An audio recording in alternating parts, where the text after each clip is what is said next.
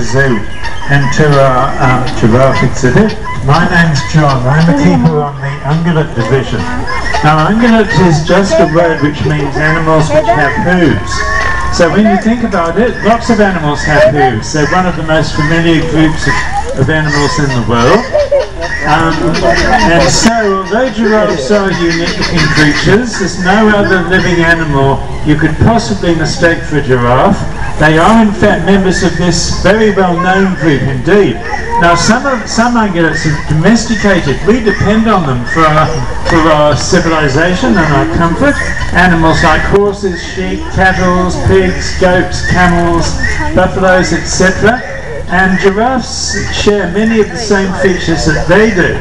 And of course there are all the wild ungulates as well, like the zebras, which are in the house there. They'll be coming out in a moment.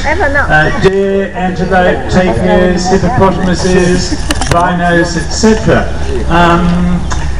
And now the reason why giraffes look different from the more familiar ungulates is because of what they live on, or where they live on it, basically. Now the zebras are adapted to getting their food. They're all herbivores. They all eat green material like leaves and grass. So the zebras get their food either from the ground or maybe bushes growing a metre or so above ground level. And when you think about it, that leaves a whole lot of food up in the trees, which is not being exploited. So there's an awful lot of food out there if you can only reach it. And so obviously some hoofed animals were going to try adapt to feeding high up in trees, and of them all, giraffes are the most extreme example. So they're now the tallest mammal in the world. And I'll talk about that a little bit later. So to become as tall as that, they obviously had to grow very tall, very long legs and necks. And it wasn't just a simple matter of growing longer legs and necks. They had to evolve a whole lot of other features as well to help them cope with having such an unusual build. For example, if you were to get a cow and sort of genetically modify it so it would be 4 meters tall, it would probably only live a few minutes. Even if you made its heart bigger in proportion to the rest of its body, its heart would not be powerful enough to pump blood all the way up to its brain. So it would die, it wouldn't work. So you'd have to fit it with an extremely large heart, and this heart has to be able to beat extremely rapidly, and this produces the highest blood pressure of all mammals in the world. And you also have the problem that the giraffe's head, for example, is not always at the same height. When they feed, their head is constantly going up and down. Well, we know what happens if you're lying down and you suddenly jump to your feet. You're liable to feel faint and black out because the blood flow does not reach your brain for a little bit. And giraffes will have to cope with this kind of movement all the time. So they've evolved very specialized blood vessels in and around the brain, which can pool blood when the head goes down and release it when it goes up again. Also, another interesting thing is for the very long neck, for example, they didn't develop any more neck bones than any other mammal. Virtually every land mammal in the world, including human beings and mice, have 7 neck vertebrae. And giraffes didn't, they became longer. They didn't grow any new ones. So a giraffe's neck vertebrae are about 1 foot long. You can probably count them. If you look at my over here, you can see the little lumps, the processes where the spines, the neck vertebrae meet. So I guess this is a sacrifice of flexibility, but enormously strong, which is very important. If you're that tall, you're liable to maybe fall and land on your neck, so you need a very strong neck. Also, their legs are enormously specialized for being so tall, but once again, they didn't grow any more leg bones. They just changed their proportion, and they became very specialized indeed. Now, I'll just quickly introduce you to our group. We now have just 4 giraffes at this zoo. A few decades ago it was very different. We'd sometimes keep up to 20 or so at the one time. So some of you might remember seeing the giraffe exhibit in those days. And if you do, you might also remember seeing baby giraffes and juvenile giraffes. We used to breed them in large numbers. This is something you won't see at this zoo, at least not for a long time. When we opened our Western Plains Zoo out at Dubbo, there's a lot more space there, so that is now where the breeding takes place, and this is a non-breeding group. So that means only one of these giraffes was actually born here, and you might be able to tell which one it is. It's this large animal here, Nyota. She's our eldest one. She's 19 years of age. Now, you can tell that she looks in beautiful condition. She's showing no signs of aging whatsoever.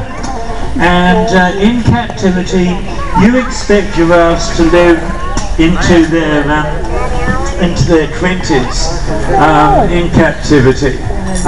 We've had a couple of giraffes who've reached their late 20s. By that time they look very differently. They were showing signs of old age. And in some other zoos, giraffes are believed to have lived into their 30s. So this gives you some idea of the potential lifespan of a wild giraffe. However, you must remember, for wild animals, life is extremely difficult and dangerous. There's enormous mortality, especially infant mortality. It's easy to imagine that little animals like rabbits, for example, that they're probably not, most of them aren't going to live very long. It's a bit of a surprise to learn that young giraffes, even though their mothers are very large and able to defend them from enemies, and the mothers can only breed slowly because they've got a very long gestation period of 15 months, and they're dependent on the mother for a long time. Once again, most baby giraffes don't live to see their first birthday. So I expect some wild giraffes would live into their mid-20s, but their average life expectancy would only be a fraction of that. In captivity, on the other hand, it is excellent. So that's Nyota. The one who's now walking away from us is a younger female called Andala, who is about 13 years of age. She's much smaller than Nyota, but she's fully mature. She's not going to grow any larger. And in the house over there on the left, there are 2 younger giraffes who are both, one is a male, and the male is at the moment sitting down. So the people on the right there can see him. His name is Jimmy Yu, and when he joins us, we'll talk a bit more about him. And the female giraffe is about 7, and she is also, for a female giraffe, she's also fully grown. Okay, I'll now point out a few things about them, starting at the front of the body. So the first thing people notice about giraffes is the fact that they've got long tongues. They can reach out of the mouth for about 30 centimeters or so, and you can see why they do this. It's like a hand. So Nyota wants to eat this carrot. I'm not going to let her have it easily, so no problem. She just sticks the tongue out, puts it down, pulls it into her mouth. So that's how they gather their food in Africa. And so this brings us to what a wild African giraffe lives on. And basically they live on the leaves of trees. And really, when you think about it, they're not able to eat anything else. They definitely won't be able to eat carrots. Carrots grow underground. They've got no way of digging. They don't even eat stuff like grass. They'd like to be able to. They reach over and they eat the grass growing on this bank here. You might be able to see where it's being nibbled by the giraffes. But it's pretty, it's growing a metre or 2 above ground level. It's not easy for them to reach it. But they don't eat off the ground. Now, here in Taronga Zoo, luckily we don't have to just feed them on leaves. We'd have to cut too many, we won't be able to keep up with them. And we don't have to. They've got highly efficient digestive systems, and provided you feed it to them at a height they can reach easily, you can feed them on whatever kind of feed material you consider most suitable for them. So at this zoo, we feed our giraffes on this stuff, which is dry loosened hay in this hay basket, and that's 4 meters above ground level. And if we were to just drop this loosened hay on the ground, I'm sure they'd obviously have to try and eat it as they became hungry. And in captivity, they'd probably be able to manage. It would be quite awkward for them, but they'd probably be able to get enough food to keep alive on. Out in Africa, giraffes would not be able to eat food growing on or near the ground. It's too dangerous. Africa's a very dangerous place because large predators like lions hunting in groups can pull down really large animals like fully grown bull giraffes, which we don't have in this group. The giraffe sitting down in the house is an immature male, he's not fully grown yet. So they can pull down the largest giraffe. And one of the giraffe's best defences against predators is the fact that they're so tall, they're very alert even though they may not look it, and they've got very keen vision. They're among the most difficult animals in Africa to approach without being seen. And the other animals in Africa, animals like the zebras, you can see how close they're standing to Nyota. They like to feed among giraffes. Obviously, in a zoo, it doesn't make any difference. But out in Africa, if zebras are feeding among a giraffe herd, they can relax. They don't have to keep looking over their shoulder every few seconds to see if there's a pride of lions sneaking out with them. They know that the giraffes can see much further than they can, and if the giraffes see a predator, their behaviour will change, which will give the zebras warning. So having the zebras in the giraffe paddocks is entirely natural. So they live on the leaves of trees. Now, I'll just point out a few more. Another thing about the tongue that you may have missed. We'll get Nyota to come over again. Actually, Nyota's not a very good example of this. I was going to say giraffes have a very dark tongue to stop the tongue becoming sunburnt. And in Nyota's case, it's not on the upper surface is really not dark at all. It's a pinky colour. But when she wraps her tongue around the carrot, you can see the undersurface is almost black like that. And most giraffes like Andau there, the whole tongue is that colour, except inside the mouth where it's pale. So the main thing about giraffes is the fact that they're the world's tallest living mammal. And we'll get Nyota to show you how. Now Nyota is not, she's our largest giraffe. She probably weighs about 900 kilos, and probably none of these others weigh as much as she does, but she's probably no longer our tallest. Our young male giraffe, Jimmy Yu, the one sitting down, is probably a little taller than she is now, and they'll be both about 4.8 meters in height.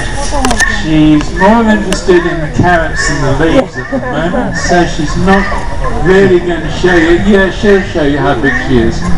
So they're very tall, but that's about 4.8 meters. Now when Jimmy Yu is finished growing, at the moment he's 5 years of age, he'll probably keep on growing for about 2 more years.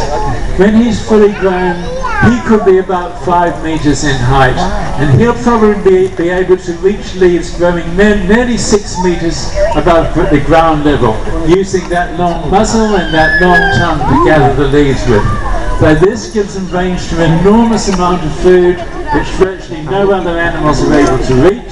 So less competition than other species, and you'd imagine an animal like that would be very successful, but also you have to bear in mind that being as tall as a giraffe is not easy.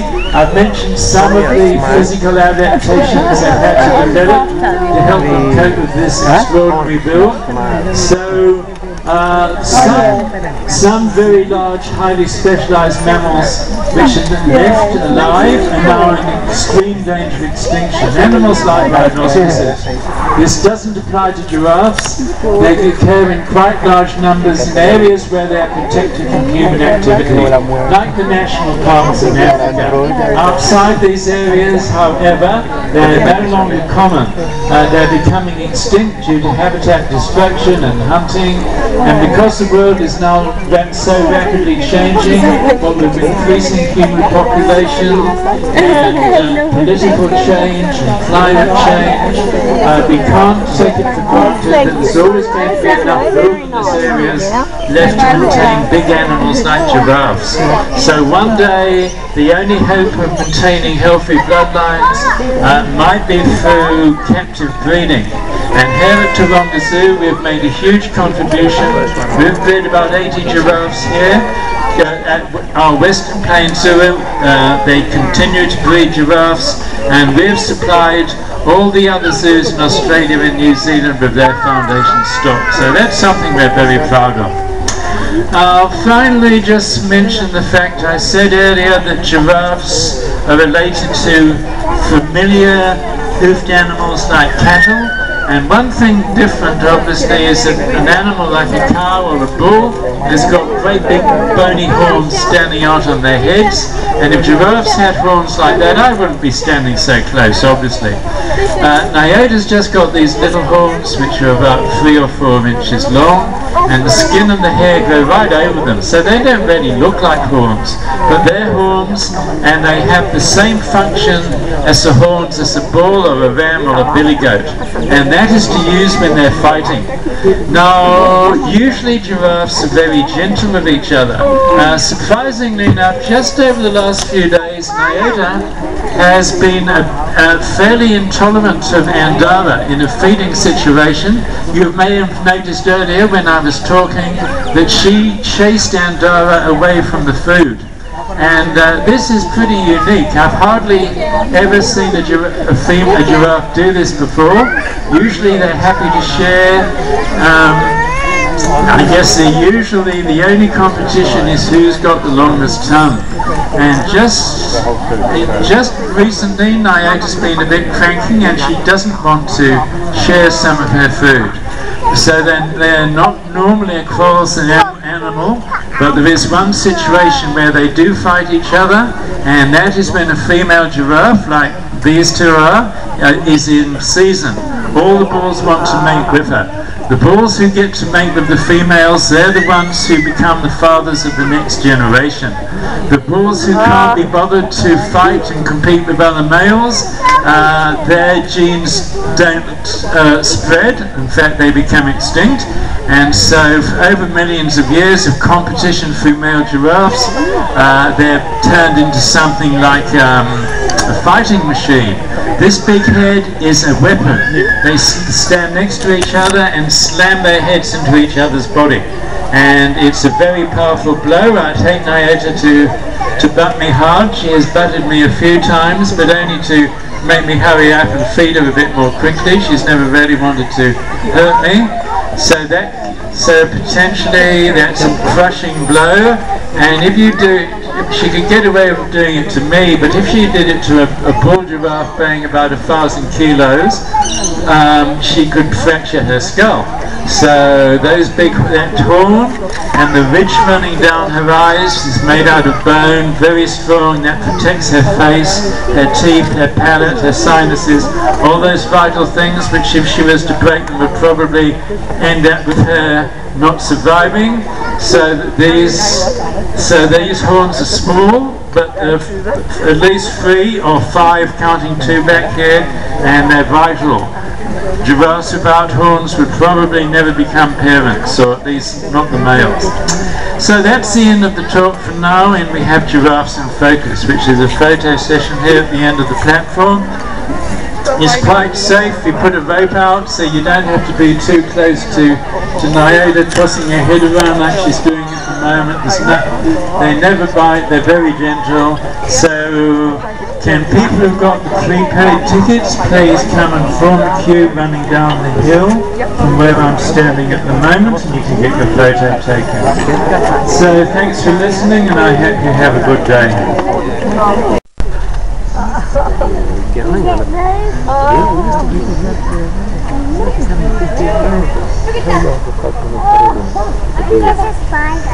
Spider, yeah. He looks a bit tired. This one would need a big bed, wouldn't it? Really think about their home. You need a really big bed. You could have a bed.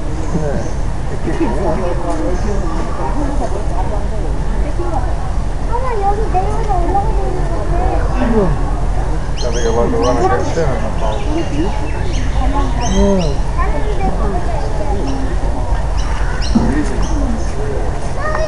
Hey, you want to sit there? Climb up on there. See? Keep looking, you'll find him. He's looking at you.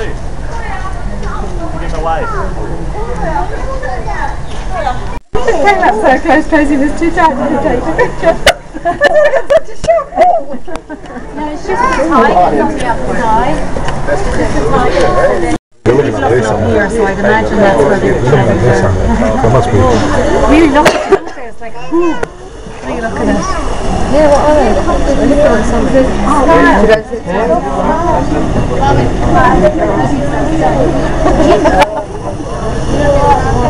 Give me a camera quick. Throw a live child in there. Now we look at it. Oh, hang on.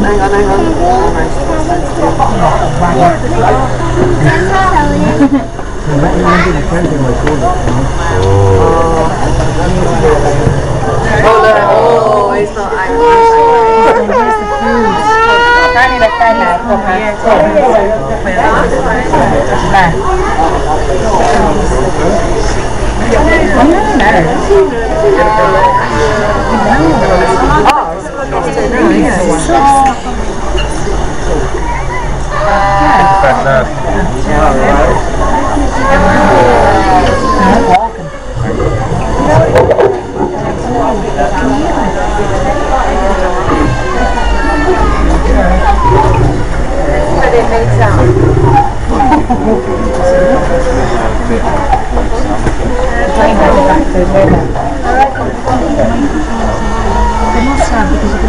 They're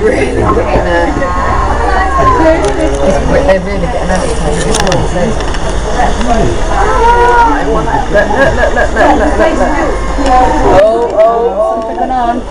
Something going on. Look.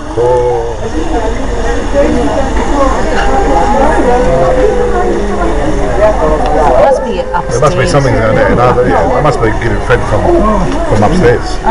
Here we go. There you go. Yep. Isn't it interesting around the other one? That one got thrown over there. Must be talking to the well, how cute is that?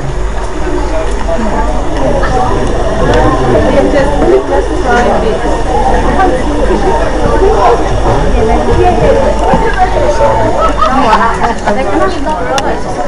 That gives a whole new interpretation of God in there. And ribs.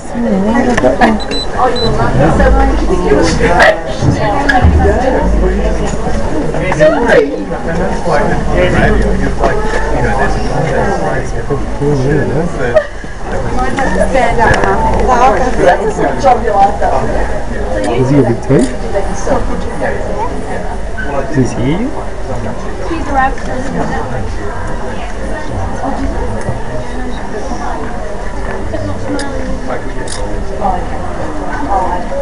Yeah, brush his teeth after this.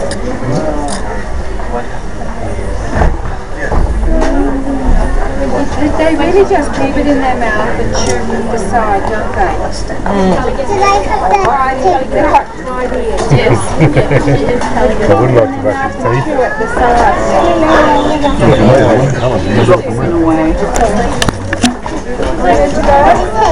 He's a big long one.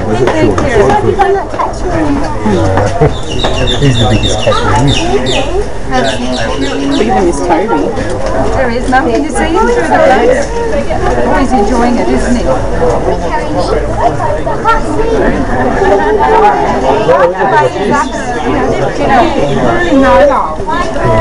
Must have lots of customers today.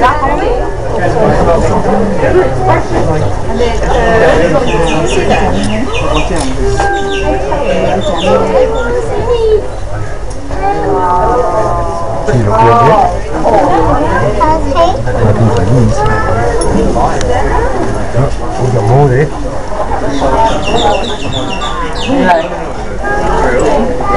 Yeah. That his hair is there, he's eating that. Yeah. But so you can see the other ones make sure they don't come in his leg.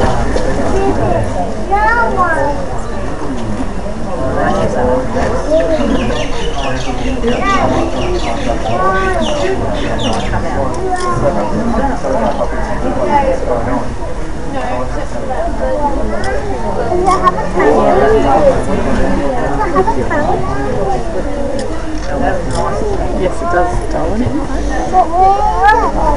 That's right. Helping him chew.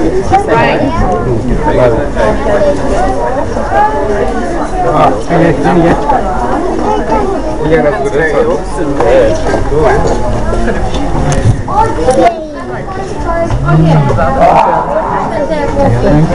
Wait for everybody else.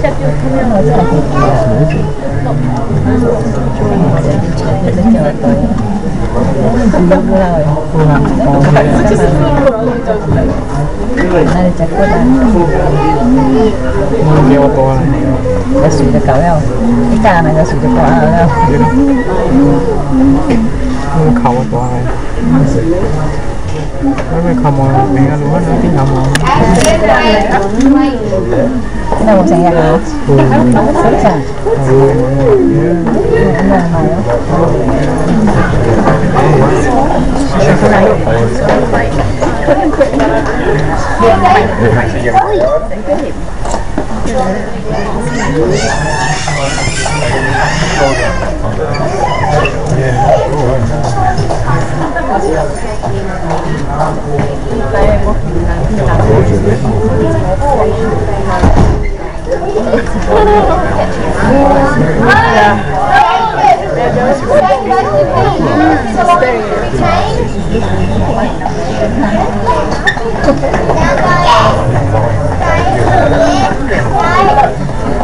The line with the big name. Don't put in front of people, just Jacob, come here.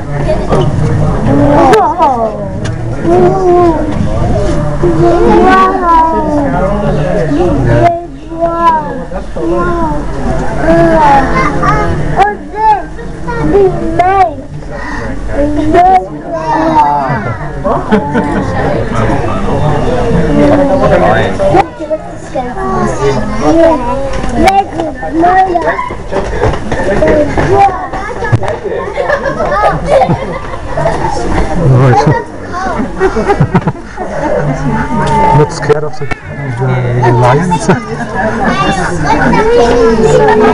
Yeah, he's just licking the lips off.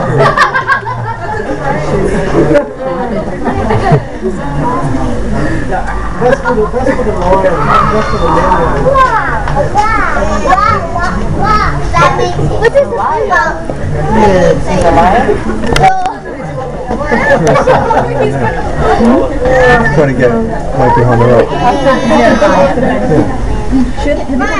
Yeah, it's recording. So can you on the bone?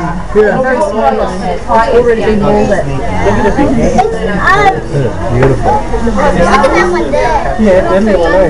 Drink it the water. Be there, dear. Keep it to 15. I think I'd be so used to it though. It's the lion, it's hungry. Check out the forest. Yes, the lion is hungry.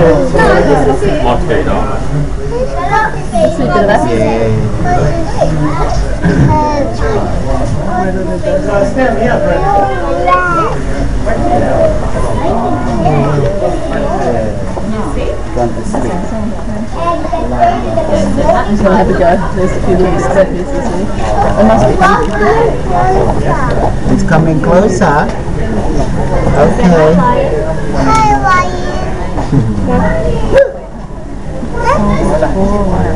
Do you want to come? Yeah. Big hat. Too big. Yes, too big. Too big. Too big, yes. The big one. Too big. Yes. Very big hat. It's a big.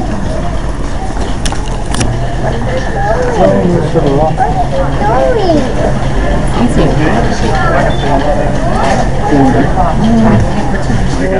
It's having a munch.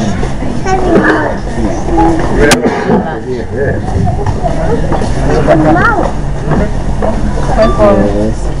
What are you doing? I'm filming it. Let's wait for the lion to turn around. See? It's Mr. Lion. Yeah. Yes. It's eating.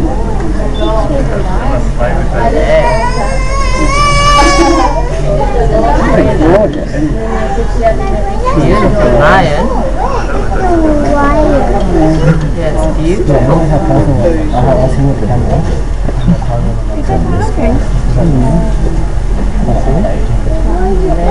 A lion.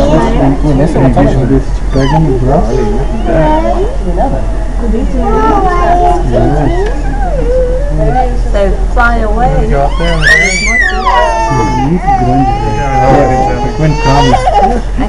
Okay, let's go. Come on. Just hang on. Okay, mate, just hang on.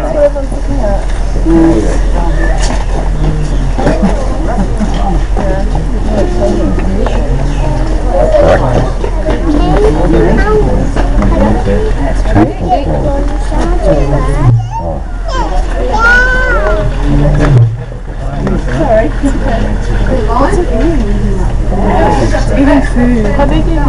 There's a lot of it. What do you think it's eating? Mine's under these biscuits. Maybe. Oh, cool.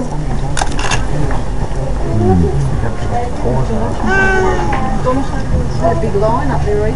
What's the line say, Ollie? Yeah. Careful, mate, don't do that, you'll fall. I'm going to put you down. Let somebody else come in there with it. Just amazing. Sorry, Jan.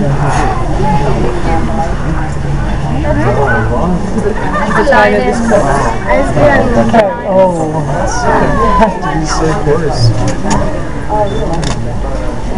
She has had surgery at some time. What? It moved. Oh my god.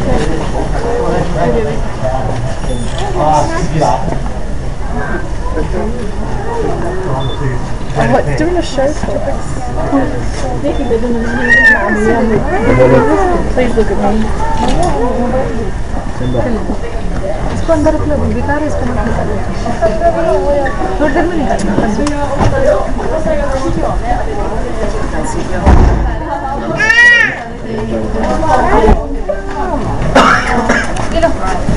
There's the big dog.